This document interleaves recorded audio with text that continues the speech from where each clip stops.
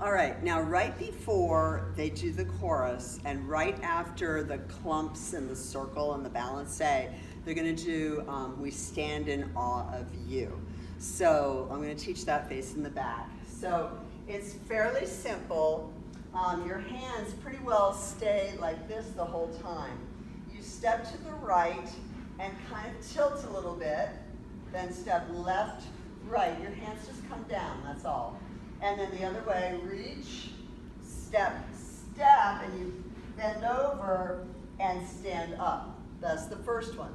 The second one, you go boom, step, step, here, step, and your right foot goes back like a ball change. So let's try that much. You go here, step, step, here, step, step, back and contract and up. Now, when your leg goes back, your arm circles back as well. So this part, your right hand goes back and then you contract.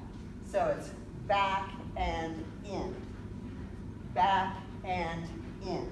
So let's put that together. It's reach, reach and back and in and up like that and up like that. So let's put both of those together. It goes, we stand in awe of you, bump, bump, down and up. We stand, no, we bump, bump.